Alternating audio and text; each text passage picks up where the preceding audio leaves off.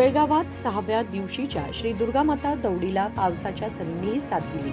मुसळधार पाऊस सुरू असतानाही शेकडो भक्तांनी उत्साहात सहभाग घेऊन लक्ष वेधून घेतले।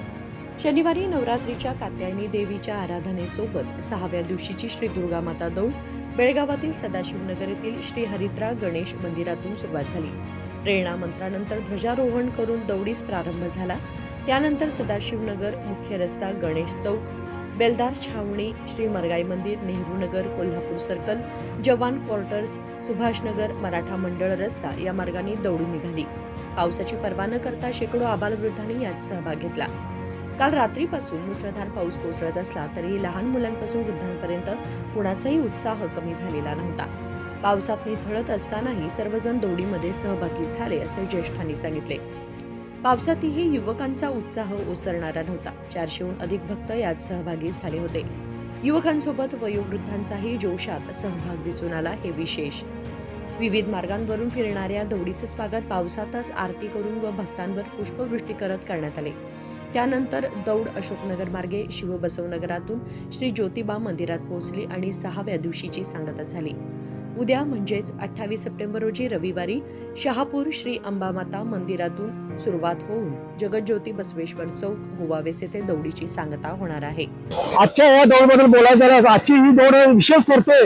या वरुण राजानं फारच या आपल्या देशावरती म्हणा, आपल्या राज्यावरती म्हणा, आपल्या बेळगाववरती अकृपा केलेली आहे। सगळीकडे पावसाचं थैमान चालू आहे, तरी सुद्धा इथे बेळगावमध्ये दौड जोरात तेवढ्याच विवेकने, तेवढ्याच उत्साहाने चालू आहे आणि याच्यामुळे कणभरही त्यांच्यामध्ये उत्साह कमी झालेला नाही।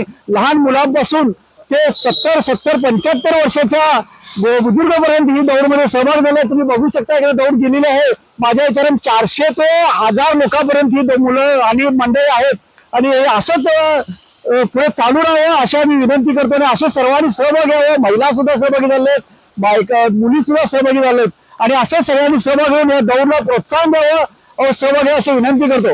बोला छत्रपती शिवाजी महाराज की जय।